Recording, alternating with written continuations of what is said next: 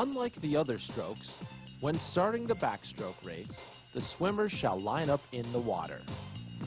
The position of the hands and the toes before the start are the responsibility of the starter. At some competitions, a judge may be assigned to assist the starter in observing the position of the hands and toes.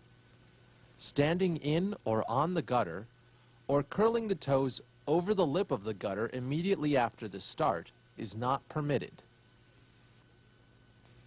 After the start or turn, some swimmers may kick out on their side.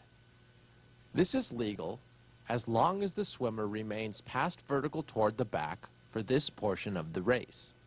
They can stay submerged for not more than 15 meters. At that point, the head must break the surface of the water. The backstroke is basically as the name implies. The swimmers shall push off on their back and continue swimming on the back throughout the race. Some part of the swimmer must break the surface of the water throughout the race, except after the start and every turn, where the swimmer can be submerged for not more than 15 meters. This swimmer's chin breaks the surface at the 15-meter mark. This is a portion of the head, so this is legal. When observing the swim mechanics of the backstroke, the judges shall observe that the swimmer remains on the back.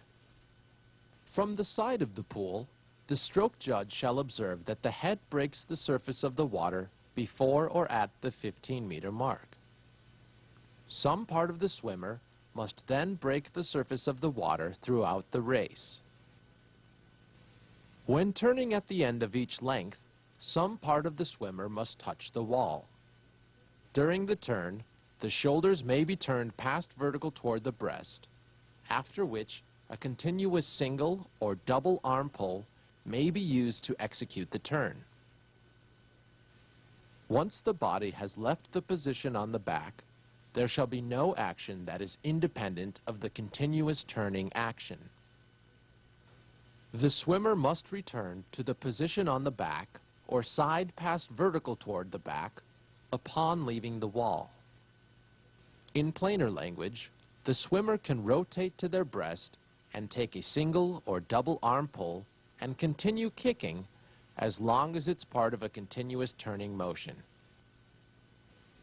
After a swimmer rotates past vertical toward the breast to turn, they may take one single or double arm pull into the turn. They may not take more, even if they find they are too far from the wall. This swimmer should be disqualified.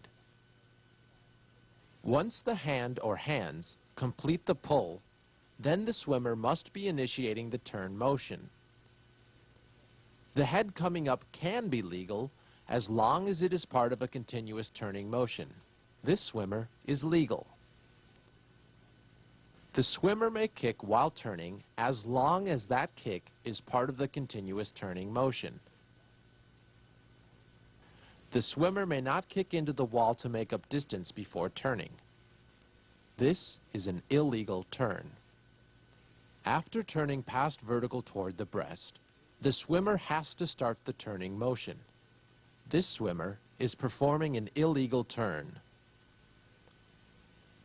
As it can be a difficult turn to judge, let's look again at some legal and illegal backstroke turns. It is not legal for a swimmer to push off from the wall on the breast and then rotate to the back. This turn is legal as it is a continuous turning motion.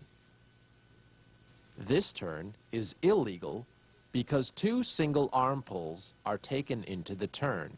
This turn is illegal because the kicking is to make up distance to the wall and is not part of a continuous turning motion. However, this swimmer's turn is legal because although there is kicking all the way through the turn, it is part of a continuous turning motion. Like the previous swimmer, this swimmer is turning very slowly. As long as the arm is moving, it is a continuous turning action. This is a legal turn.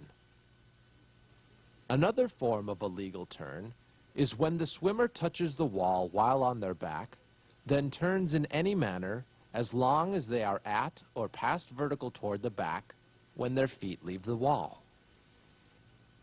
It is legal when a swimmer begins to rotate past vertical toward the breast, but touches the wall with some part of their body before executing the turn. The swimmer may then turn in any manner as long as they are at or past vertical toward their back when the feet leave the wall. A swimmer may not scull back to the wall if they turn too early and miss touching the wall. The backstroke turn can be a difficult turn to judge.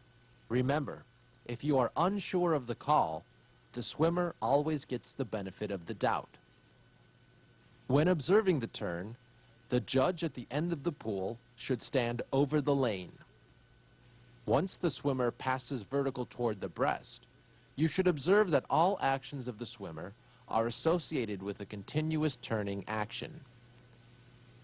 Also observe that the swimmer is past vertical toward the back when leaving the wall. The official should watch the feet leave the wall and then check to see that the swimmer is past vertical toward the back. The key to judging the backstroke turn is to observe the whole body. The arm pull initiates the turn and must be followed by a continuous turning motion.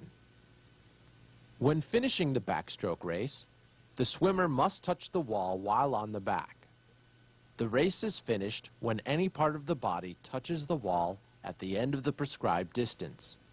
When observing the swimmer at the finish, make sure they do not completely submerge prior to the touch. As you shift your focus to the touch, do not look back. The race is over.